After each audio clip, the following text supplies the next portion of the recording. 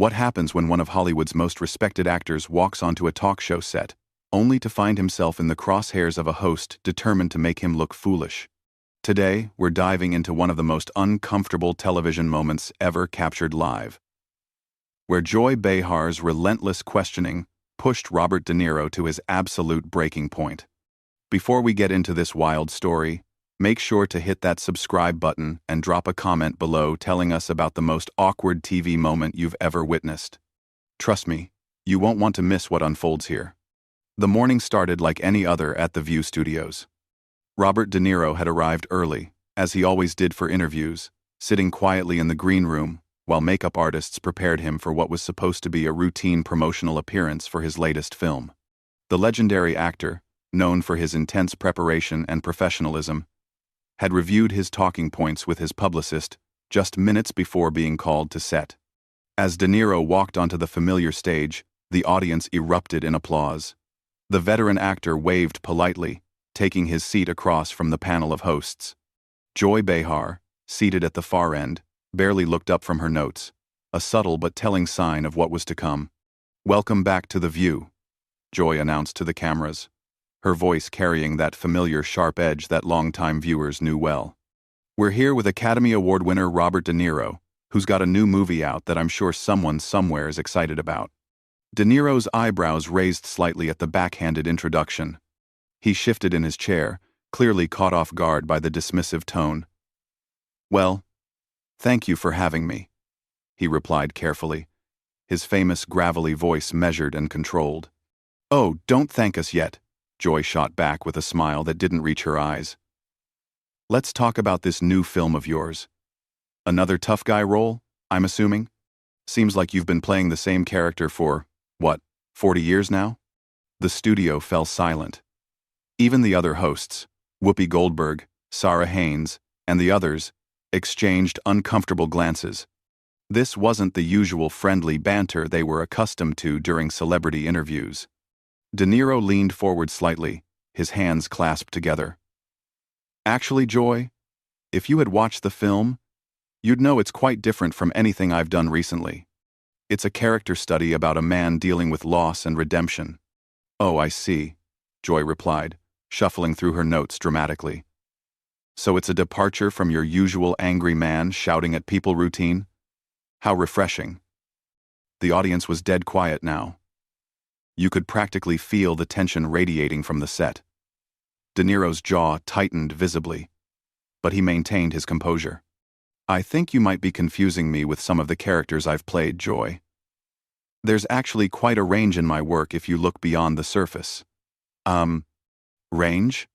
Joy let out a short laugh. "Robert, come on. You do one of two things in every movie. You either mumble incomprehensibly, or you explode in rage. Sometimes, both in the same scene." Whoopi tried to interject, sensing the interview was spiraling out of control.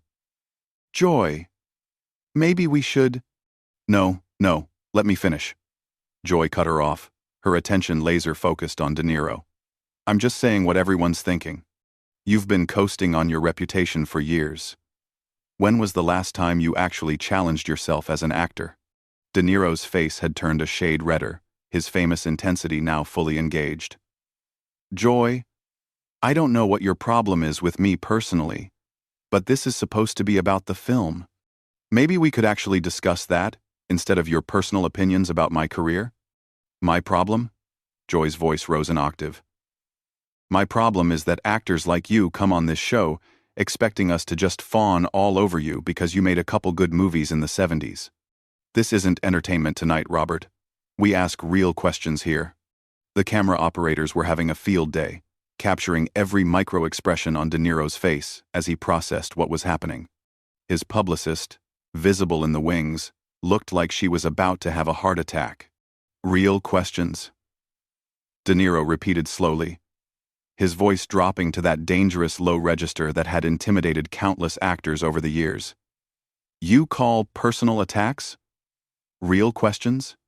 You haven't asked me one thing about the actual movie, the director, the story we're trying to tell. You're more interested in taking cheap shots." Joy leaned back in her chair, clearly enjoying the reaction she was getting. "Oh, please. Don't act like you're above criticism. You're an actor, not a deity, though I'm sure some people treat you like one." "This is unbelievable," De Niro muttered, shaking his head. "I've been doing interviews for 50 years, and I've never encountered anything like this." "Well, maybe that's the problem," Joy fired back. "Maybe you're so used to softball questions and ass-kissing that you can't handle a real conversation." The other hosts were now openly uncomfortable, shifting in their seats and looking to their producers for guidance. Sarah Haynes attempted to redirect the conversation. "Robert, why don't you tell us about working with your co-stars in this film?" Crozy. But Joy wasn't finished. "Actually, Sarah, I'd like to know something else. Robert, do you think your reputation for being difficult to work with affects the performances of actors around you?" De Niro's eyes widened in disbelief. "Difficult to work with? Who told you that?" "Oh, come on." Joy waved her hand dismissively. "Everyone in Hollywood knows the stories. The tantrums. The demands. The way you treat crew members when things don't go your way. That's completely false," De Niro said, his voice getting stronger. "You're talking about rumors and gossip. I've worked with the same people for decades because they know who I really am." Joy shuffled through her cards again, clearly prepared for this line of attack. "Really? Because I have it on good authority that you made an assistant cry just last week on set." The accusation hung in the air like a bomb. De Niro stared at Joy for a long moment, his face cycling through disbelief, anger, and something approaching disgust. "You have it on good authority? From who? What assistant? This is exactly the kind of tabloid garbage that—" "I protect my sources," Joy interrupted smugly. "But the story I heard was pretty detailed." "This is character assassination," De Niro said flatly. "You're making things up." Whoopi finally found her voice. "Joy, I think maybe we should move on to—" "No, Whoopi," De Niro said, holding up his hand. "I want to hear this story. Joy, since you're so confident in your sources, why don't you share the details of this alleged incident? Let's hear exactly what you think happened." Joy's confident demeanor flickered for just a moment. She hadn't expected De Niro to call her bluff so directly. "Well, I don't think it's appropriate to get into all the specifics on air." "Of course you don't," De Niro said, leaning back with a bitter smile. "Because there are no specifics. There is no incident. There is no assistant. You're just throwing mud and hoping something sticks." The tension in the studio was now palpable. Camera operators zoomed in on both participants, capturing every nuance of the escalating confrontation that was unfolding live on national television. Joy's face flushed red as she realized she'd been caught in her fabrication. But instead of backing down, she doubled down on her attack. "Just because I won't reveal my source doesn't mean it didn't happen, Robert. Maybe you're so used to people being afraid of you that you've forgotten how you actually behave." "Afraid of me?" De Niro's voice carried a dangerous edge now. "Joy, the only thing I'm afraid of right now is how low this show has sunk. This used to be a respectable program." "Oh, spare me the lecture about respect," Joy snapped back. "Coming from someone who's made a career out of glorifying violence and toxic masculinity. How many movies have you made where the solution to every problem is punching someone or shooting them?" De Niro stared at her in amazement. "Are you seriously going to sit there and criticize me for playing characters? Do you understand what acting is? Should I hold you responsible for every stupid thing you've said on this show over the years?"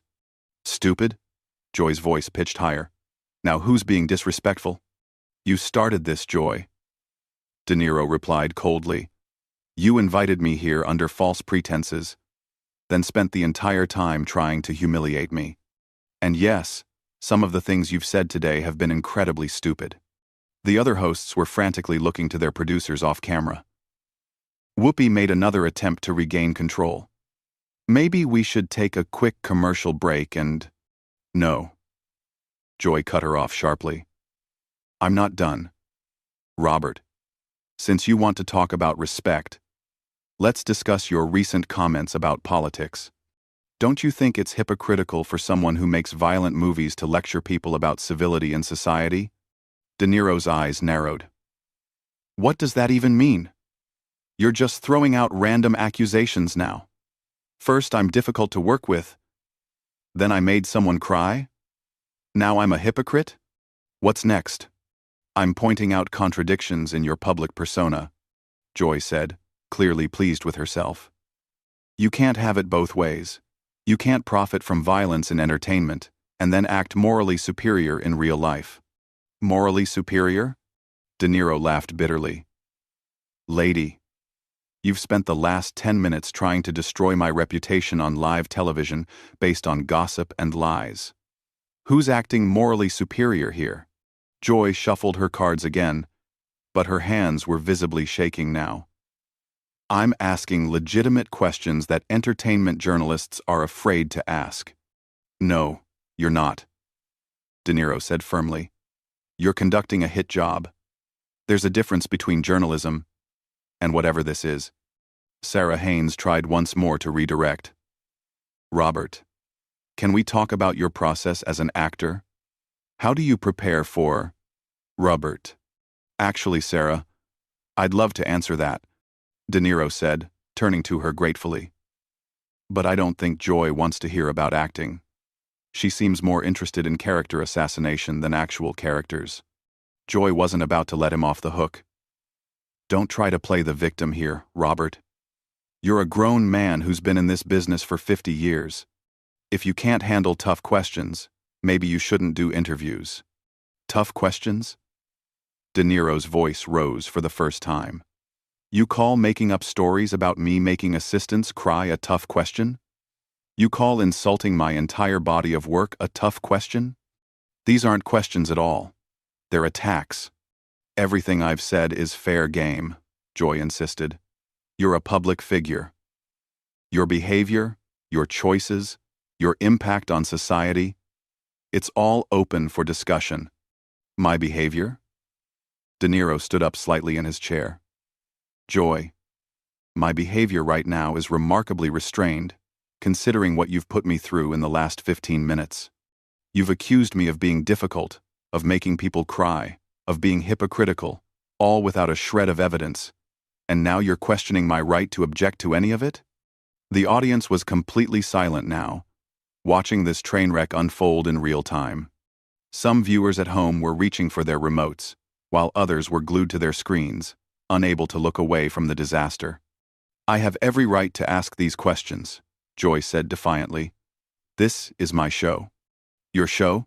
De Niro repeated incredulously. Last I checked, this was called The View, not the Joy Behar show. And even if it were your show, that doesn't give you the right to ambush guests with lies and personal attacks. Joy's composure was cracking now. I don't have to sit here and be lectured by you about how to do my job. And I don't have to sit here and be slandered by you on national television, De Niro shot back. But here we are. Whoopi made one final attempt to salvage the interview. Look, everybody, let's just take a step back here. No, Whoopi. Joy interrupted again, her voice trembling with anger now. I'm tired of being told to back down when I'm asking the questions that need to be asked. Robert De Niro thinks he can come on this show and intimidate me, but I'm not backing down. De Niro stared at her with a mixture of disbelief and pity. Intimidate you? Joy. I haven't raised my voice. I haven't threatened you. I haven't even used profanity despite having every reason to. How exactly am I intimidating you? Your whole demeanor, Joy said, gesturing wildly. The way you're looking at me, the way you're talking to me, you're trying to make me feel small. I'm trying to defend myself against your baseless accusations, De Niro replied. If that makes you feel small, maybe you should examine why you made those accusations in the first place. Joy's eyes flashed with anger. Don't you dare psychoanalyze me. I don't need career advice from someone who hasn't made a decent movie in 20 years. The words hung in the air like a slap. De Niro went completely still, his face cycling through several emotions before settling on cold fury. 20 years? Joy, do you actually know anything about my recent work, or are you just throwing out numbers? I know enough, Joy said, but her voice lacked conviction now. No, you don't, De Niro said quietly, his voice deadly calm. You haven't done any research. You haven't watched my recent films. You don't know anything about my career, my process, or my character. You came in here with a predetermined agenda to tear me down, and you've been making things up as you go along.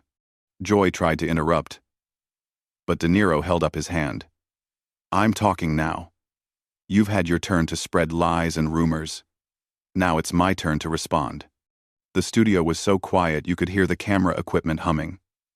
Every person in the building was holding their breath, waiting to see what would happen next. You want to know about intimidation, Joy? This whole interview has been an attempt to intimidate me. You've tried to bully me with false accusations, personal attacks, and professional insults. The only difference is that I won't be bullied. Joy's face was now completely red, whether from anger or embarrassment was unclear. I was doing my job. No, De Niro said firmly. Your job is to interview guests about their projects and their work. Your job is not to assassinate their character based on gossip and personal vendettas. Personal vendetta? Joy's voice cracked slightly. I don't have a personal vendetta against you. De Niro studied her face for a long moment. Then what is this? Because it sure feels personal. Did I do something to offend you? Did I turn down an invitation? Refuse to do the show before? What did I do to deserve this treatment? Joy opened her mouth to respond, then closed it again. For the first time in the entire interview, she seemed genuinely at a loss for words. The silence stretched on for what felt like an eternity. Joy's mouth opened and closed several times, but no words came out. The other hosts exchanged panicked looks, as their colleague appeared to be having some kind of breakdown on live television. Finally, Joy found her voice, but it was barely above a whisper. I don't know what you're talking about. De Niro leaned forward, his voice gentle but firm. Joy, something is clearly bothering you about me personally. This level of hostility doesn't come from nowhere. What is it? There's nothing personal, Joy said, but her voice was shaking now. I just think someone needs to hold celebrities accountable. Accountable for what? De Niro pressed. You haven't mentioned anything I've actually done wrong. You've made vague accusations about my personality, criticized movies you apparently haven't seen, and invented stories about incidents that never happened. What exactly are you holding me accountable for? Joy looked around desperately at her co-hosts, but they were all staring at her with expressions ranging from confusion to horror. Whoopi finally spoke up. Joy, maybe we should... Stop trying to protect me, Whoopi, Joy snapped. I can handle this myself. Can you? De Niro asked quietly. Because from where I'm sitting, it looks like you're having some kind of personal crisis and taking it out on me. Joy's face went white, then red again. How dare you suggest that I'm having a crisis? You don't know anything about me. You're right, De Niro acknowledged. I don't know you personally, but I know what I'm seeing right now. And it's not professional journalism. It's someone lashing out. I am not lashing out, Joy said, her voice rising to nearly a shout. I am doing my job. No, Joy, De Niro said sadly. You're embarrassing yourself and everyone else on this set. Look around. Look at your colleagues' faces. Look at the crew. Everyone here knows this isn't normal. For the first time, Joy actually looked around the studio. The camera operators were staring at her with obvious concern. The producers in the wings looked mortified. Her fellow hosts were avoiding eye contact entirely. Joy started, then stopped. For a moment, something like realization flickered across her features. De Niro saw the opening and pressed gently. Joy, I don't know what's going on in your life right now, but whatever it is, I'm not the enemy here. I'm just an actor trying to promote a movie. I didn't come here to hurt you or embarrass you." Joy's hands were visibly trembling now as she gripped her note cards.